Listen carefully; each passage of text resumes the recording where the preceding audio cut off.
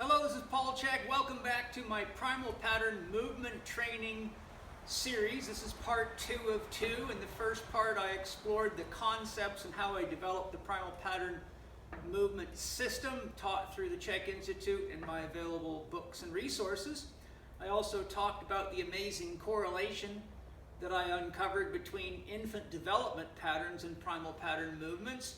And today I'd like to talk a little bit, as I said I would, about the importance of neutral spine training to try to address some of the confusion about neutral spine training. There's a lot of people out there that get too stuck in the neutral spine training concept, which can lead to a rigidification of the movement structure, both the body and the movement dynamics of the individual. So you end up with a fit person who might be very strong, but when they try to do things, as one of my practitioners highlighted to me, like salsa dancing, find that they look good, they're strong in the gym, but they don't have good segmental movement of their spine, their rib cage, and aren't as dynamic and fluid as they would like to be. Now, the whole important thing I want to point out about neutral spine training and how it's relevant to primal pattern training is that when you're in the gym in particular, and you're using primal patterns with higher intensities such as dumbbells, barbells, kettlebells, etc., you're doing something that's not natural in the sporting environment or in nature. It's not likely, for example, that you would have found a hunter who would have chosen to throw a deer on his back and do repeated lunges just to work out, just for fun. All of that would have been included in the environment that, as I said in the first edition, produced the selective pressures of nature that resulted in the development of the human body we had. In other words, you would have lunged when you needed to lunge to get that deer home from where you killed it, but you wouldn't have been hanging out doing lunges with heavy weights. We do have a very, very highly integrated physical structure that is integrated with our glands, our organs, and all of that works together as one system.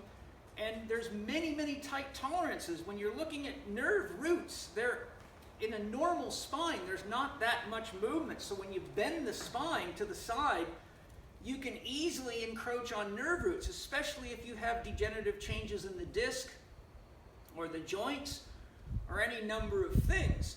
So the key point that I want to point out is that a normal healthy spine has a 32 to 35 degree lumbar curve, 32 to 35 degree thoracic curve, 32 to 35 degree cervical curve. That's the normal curvatures. There's a lot of important things about those curves that have to do with breathing, pumping cerebral spinal fluid, and many other things. But what I want to point out is that when the body is properly aligned, then you have balance between the muscles that flex the body and the muscles that extend the body. The muscles that bend it to the side, the muscles that rotate it left and right, and that produce any combination of those patterns. If, for example, you develop a strong pushing pattern with your head forward, you will adaptively shorten the muscles in the front of your body and lengthen the muscles, relatively speaking, in some areas of the back of your body. I'm not being highly specific here for time's sake. And so you disrupt what's called length-tension relationships and length-force relationships. When the body is in ideal alignment, there should be balance in the length-tension and length-force potentials of the agonist-antagonist muscle relationships and the neutralizer-stabilizer relationships as well. So stabilizers focus on stabilizing joints and keeping them in the right alignment. And neutralizer muscles are the ones that counteract the action of other muscles. So for example, if you put a weight in my hand and ask me to bend sideways with it, it's the oblique muscles, the anterior oblique and the posterior oblique, are counteracting the rotational activity of each other. That's a neutralizer function. Your anterior deltoid is a medial rotator, your posterior deltoid is a lateral rotator, so if you ask me to raise something straight to the side, there's a neutralizing function from the anterior to the posterior deltoid. the key point I'm making is that when you're training in a neutral spine posture, such as squatting, lunging, bending, pushing, pulling, twisting, etc., you're training the brain to develop strength in the point from which the body can move efficiently in any direction. If I'm strong here, I can move forward and back, or backwards and back. But if I'm strong here, now I'm already pulled into a committed position. I've already been pulled forward. So those muscles have adaptively shortened. Now, for example, if I try to serve a tennis ball, I cannot extend my thoracic spine. So I have to over-rotate my shoulder or hyperextend. If I tighten that down and try to serve a tennis ball, I might have to hyperextend my lumbar spine, which can cause a lot of problems down in the L5-S1, L4-5 area, for example. So we want the brain to always orient itself toward a neutral spine because that is the anatomical neutral or reference point from which movement is safe to go in any direction. It's like having a gyroscope. If your gyroscope in your airplane is not properly calibrated, if it's off by 1 degree, by the time you fly from LA heading for New York, you can end up in the wrong country because of that 1 degree. So the brain has to have anatomical orientation based on neutral, because the further it deviates away, the more problematic it becomes, because the brain, and this is worth remembering, the brain always moves to the position of strength. What that means is if your training made you strong like this, every time you go to lift something heavy, your brain will move you into that position because that's where you've developed the strength. So the brain does not have an orthopedic surgeon or a physiotherapist inside of it that says, hey, wait a minute, don't do that. It purely responds to what you put into it, which you might want to pay attention to, because if you're hiring a personal trainer and they're having you do a bunch of silly stuff, they can program a faulty motor program right into you very quickly.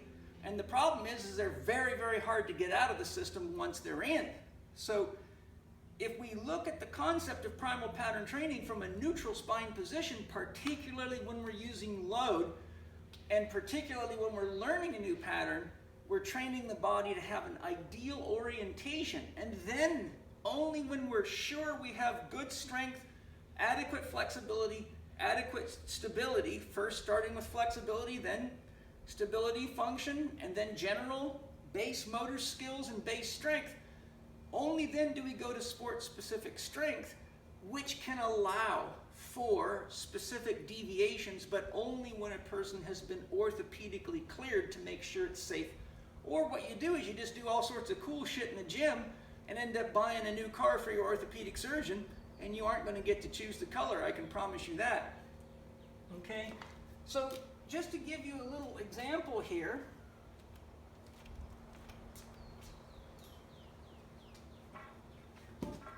if I want to give a simple example of a lunge pattern, if I'm doing a standard lunge pattern, then I want to be upright in the lunge. So you can see I've got good upright posture. I'm not bent anywhere. Okay? So if I learned that with body weight first, go front and back, you can move multiple directions, front lunge, back lunge, lateral, 45 forward, 45 backwards. I've shown that in previous blog videos if you want to look for the multi-directional lunge. But now if I reach the point where I've met the criteria, I have a good lunge pattern, I have adequate flexibility, stability, and good baseline strength, I might want to start incorporating a pattern that allows me to deviate from that and get a little bit more functional in my movement. So if this was a shovel and I was keeping a neutral spine pattern, I would go stepping in, i.e. like a lunge, shovel, throw. Step in, shovel, throw. But if you look at my spine as I'm stepping, I'm keeping a fairly neutral spine. If I want to stretch that a little bit, I might reach in, let my back round a bit like I'm shoveling a big scoop and throw it. Shovel a big scoop, throw it. Doesn't look like much, but trust me, you do that with a little bit of load 30 or 40 times, and you might have a hard time getting out of bed the next morning. So these things need to be worked into intelligently and carefully. Another simple example that you can do, you can step into the lunge, or put the bar overhead, step in, reach forward, up, step back. That would be neutral spine. Now if I want to step in, reach forward, push it forward, and even let my back round, and then bring it back up, push it back. So you can see I'm letting my back round. Not a wise idea if you don't know that you have good disc spaces and disc health and many other factors. So I've given you the neutral spine philosophy, but I also want to tell you about 72% of people have been shown by research to have an undiagnosed disc bulge, yet they have no history of back pain. This is why in the Chek instruction, Chek Institute training, starting with exercise coach to Chek level 1, 2, and 3, you are learning comprehensive assessments to assess the motor function, the neurological function, look at orthopedic history, sensory function. You're learning a lot of things that you need to know. Remember, no physical therapist, chiropractor, or medical doctor has people walking around with 25, 30-pound dumbbells or heavier or swinging kettlebells. But they have to do those assessments to make sure people are safe. So we need to be intelligent about this stuff, or you're just, as I say, young, dumb, and full of cum, which gets you only so far before you end up laying on someone's treatment table and spending a lot of money. Now, let me just talk a little bit about how to progress a lunge pattern. Now, I talk a lot about this in varieties of my various resources, but you learn these many different types of techniques in Chek Exercise Coach moving on through the program. It's far, far greater than anything in my blog. If you added all my blogs up combined, you'd only be just tipping the surface of it. But I want to give you some concepts to work with. So what I want to do is introduce you. We're going to pretend somebody has already got good core function, they've got adequate flexibility, and maybe we've tested them, they're just weak, so we have to build them up. Or they're in the phase now where they've been rehabilitated and it's time to start working with full primal patterns. So in general, what you want to do is someone, for example, my mother hurt her back many years ago and asked me to help her, and she was in so much pain she couldn't squat or lunge even with body weight. So the first thing I had her do is start with 2 dowel rods. So if you need more support, a dowel rod's always better than a wall or a machine because it moves. So you still have to use your own balance centers and your own postural centers. Anytime you're not using those, like leaning against a wall or on a machine, you will not incorporate that essential information into the motor program that you build. Okay, so using dowel rods, we just give somebody some support, have them step into the lunge, and they can use the rods as necessary for support so we can coach them and they can develop the right motor sequencing. Once you're good with 2, then naturally you just go to 1. Now, if you're going to lunge with your right foot, it's best to have the dowel rod in your other hand because that increases your base of support. If you want to progress the exercise, then you put the exercise in their other hand, and now they have still got some support but less base of support. If I put that here, draw a line from that pole to that foot, you can see roughly the base of support. Okay? That makes it a little less supportive. Now, another technique you can use, in rehab there's all sorts of tricks that you can do, but you have to be highly trained because tricks are dangerous for untrained people to use. But one of the techniques that you can use, for example, if I have an athlete that I have to rehabilitate quick who's got, say, back pain, and I need that lunge pattern, let's say they're a rugby player, for example, I could use any kind of system that would allow me to unweight them, whether it be a lat pull down or a cable machine like this, I can choose the amount of weight that I want to take off of their body weight. So I weigh about 173 pounds, and I got about 77 pounds on there. So now with that load, I'm actually only doing a lunge with about 100 pounds of load. So I can set that up so I have support from above. That's called an unweighted technique. So moving forward then, we can progress ourselves into body weight lunges, just standard body weight lunges. You can work in multiple directions. Then, if you have dumbbells, you can go ahead and progress upwards. So as soon as, if you can grab me a pair or whatever, as soon as you have dumbbells in your hand, now you're getting axial loading in the body. Thank you. Meet my excellent assistant, Vidya. And so, if we're going now into dumbbell lunging, of course you want good upright posture. Okay, so that would be a standard dumbbell lunge. If you go to a single dumbbell, if you load the opposite side, you're going to be more stable. Anytime you load the opposite side, you're going to be more stable.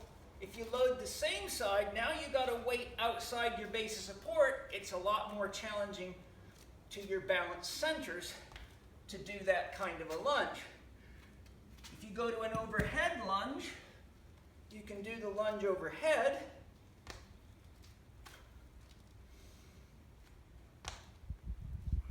Okay, that's a different type of lunge. If I go to a single dumbbell overhead, again, it's less challenging if I start with the opposite leg that I'm lunging with.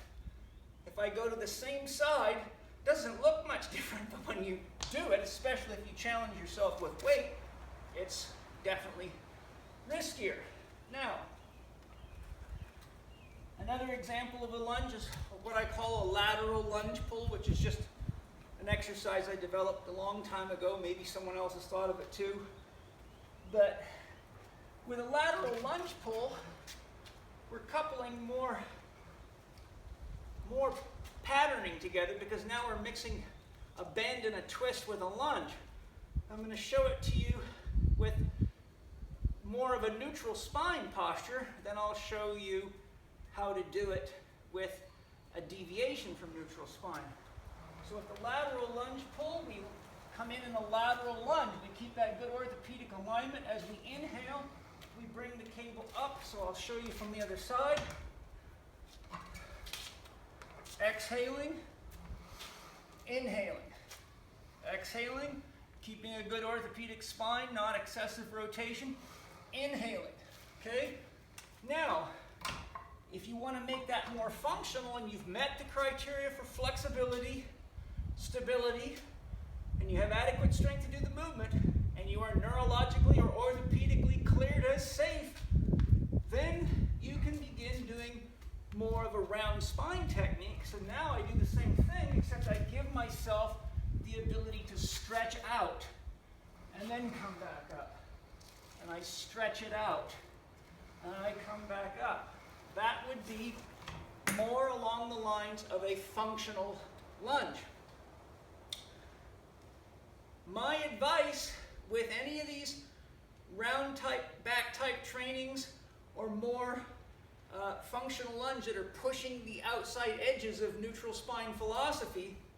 And by the way, when you're in neutral spine, in general, if you develop strength in neutral spine, the research I found suggests that it gives you about a 15-degree carryover in either direction.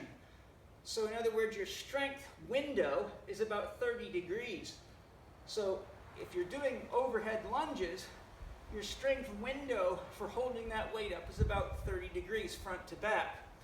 Once you travel outside of that, you're going to notice that you're weak and unstable. My general rule is, unless you are highly sure it's safe, do not do extreme training with edges of outside neutral spine, outside that window of ideal alignment, with intensities that you cannot do at least 30 repetitions with or breathe naturally with.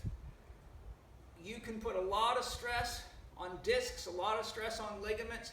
Always start off with small bites, work yourself up slowly, because you can, in one workout, wipe out months or even a year of training. So again, I'll state that if you're going to go outside of neutral spine under load, do not lift a weight that you cannot breathe comfortably with or do approximately 30 repetitions with, or you're likely to be a statistic.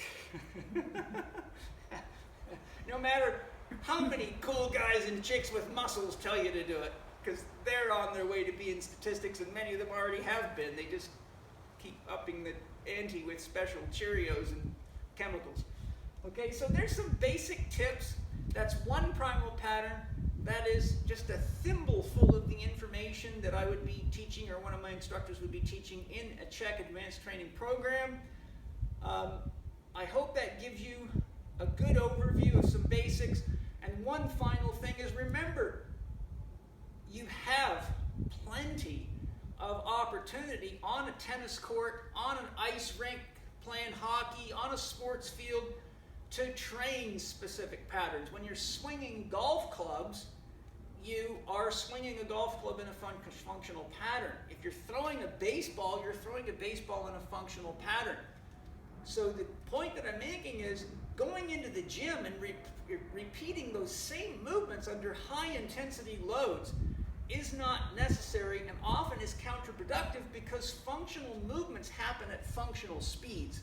When you start loading someone up, you slow the speed of movement down due to the weight being lifted or the inertia of the weight, and the nervous system is highly specific to the speed of training. So if you actually take someone, for example, who has to throw a ball like a pitcher and use too much heavy weight training in that pattern, their brain learns to move slowly, not fast. So I'll quote Al Vermeil, one of my favorite strength coaches in the world, many years the strength coach of the Chicago Bulls and many other great teams: train slow, be slow. So if you're using weights that are too heavy and you're trying to be too cool, instead of being intelligent about it, you might get strong, you might look good in the mirror for a while, but you're probably going to notice that your functional athletic performance drops down. And I have had to help countless athletes who have come to me with that exact problem, not because they were broken, but because their performance was diminishing, not getting better as they matured in their sport.